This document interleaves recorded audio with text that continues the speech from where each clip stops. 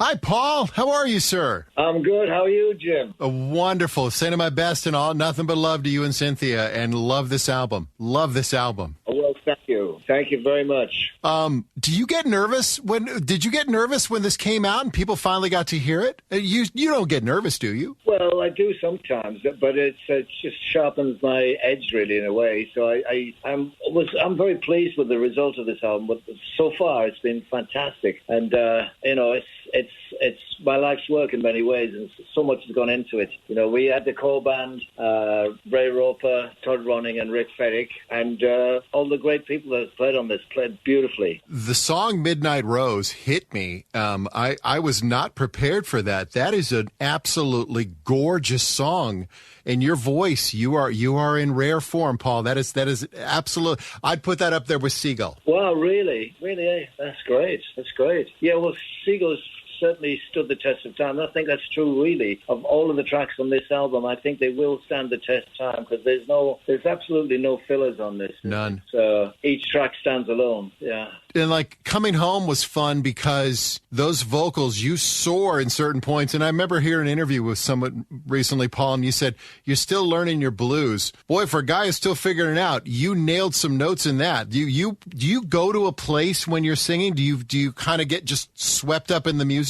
Yes, I definitely do. And it was so good, actually, to be back in the studio at that point because I'd had all these health issues and stuff. And then I was sitting at home playing acoustic and building back up my strength, my singing abilities, really. And so I wanted to go in the studio and see what we could come up with. And it was so great to be on mic with the cans on and the drummer in front of me, the guitarist in front of me, the bass player. And the four of us just went for it. And Coming Home was the first track I did, actually. And it was so great to be singing again. Yeah. And that whole Memphis and you obviously living it up in America and everything. When you talk about the Memphis, that blues feel, and we appreciate that here in Detroit as well. Just that hard working spirit. You gravitate to that, don't you? Yeah, I definitely do. Yeah. And they love it. And hard working towns actually really do like the blues and soul. I know when we go to Glasgow in Scotland and Middlesbrough, I know up there up north in England, wherever we go, they love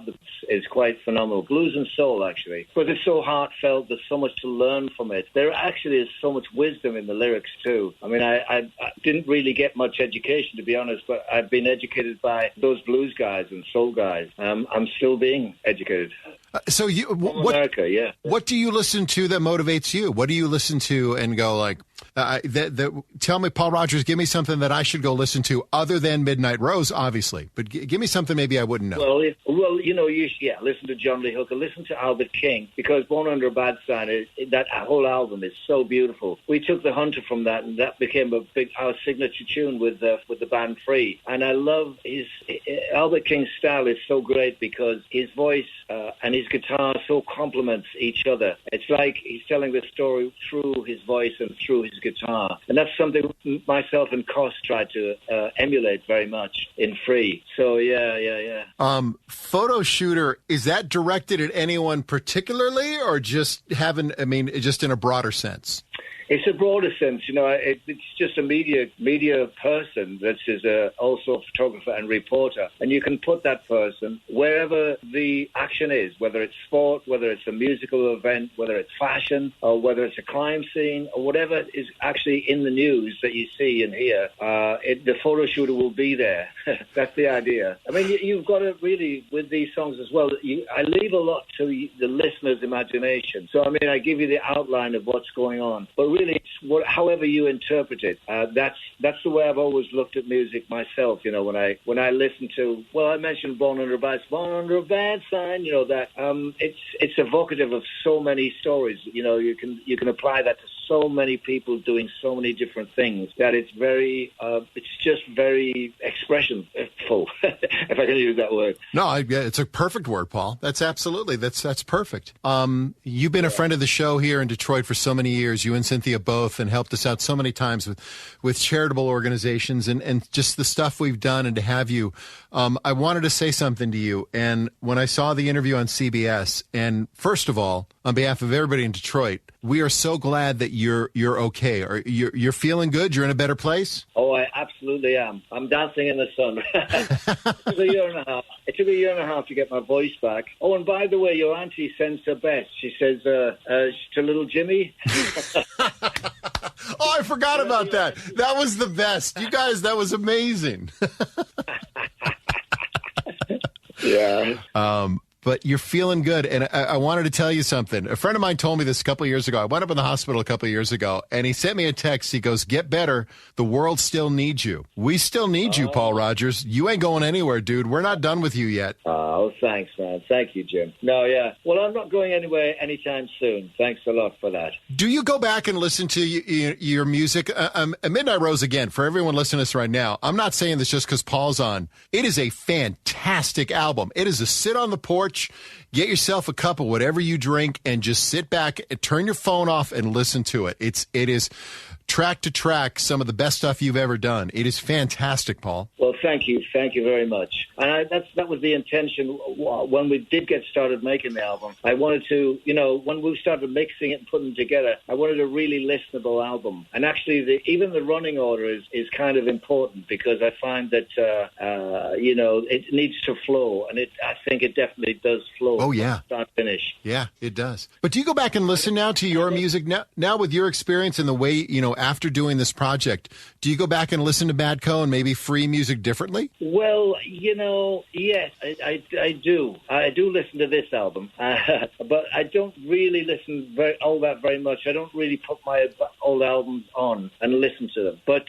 whenever I hear them differently, because it depends how they hit you, I've always wondered about that, because you have such a great catalog of music, Paul, and then to hear Midnight Rose and everything on it. But yeah, it's just an absolute. It's a wonderful, wonderful project. And so I want to go back to Midnight Rose, though. That song, oh my God, that song, that was just absolutely amazing. Do you get emotional when you're singing it? Do you ever get, I wouldn't say choked up, but maybe. Do you get emotional when you're doing songs like that? Yeah, I sometimes get a bit choked up, to be honest. Yeah, absolutely. I mean, when we play live and I do Ready for Love, which is a Mick Ralph song, the song is so poignant that I do get choked up a little bit. But I can't let that go into the song, so I keep it inside. But that's the thing of blues, though, that emotions that you emote all through this. There are notes and moments, and I had too many written down, that you hit, and I'm like, that's just raw emotion. And that's got to be tiring too, I would imagine. Well, I don't know. I guess it is. I mean, that's just something I do. But I mean, I love to sing. I guess I was born to do it, really, in many respects. So what I've always done is listen to the greats like John Lee Hooker, like Ray Charles, or like Sam Morphus from Sam and Dave, and all those guys and they're all American. It's all American music that's come out. And actually, that's just to change this topic slightly. The track "Living It Up" is my ode to America, and it's my story, my life story, basically. Like told in 3 minutes. And my love for music, the music that's come out of America and it's gone around the world and been really, really positive. Blues, the jazz, the soul, the rock and roll, of course, and the country. As though the country music all come out and really had a positive effect on the world. Certainly a positive effect on me. That was the first track we got, Paul, and we played that out of the gate, and people absolutely called up going, "Oh my God, it's wonderful." Paul, we're glad that you're doing well. We're glad that number 8 on the charts here with Midnight Rose, and well deserved.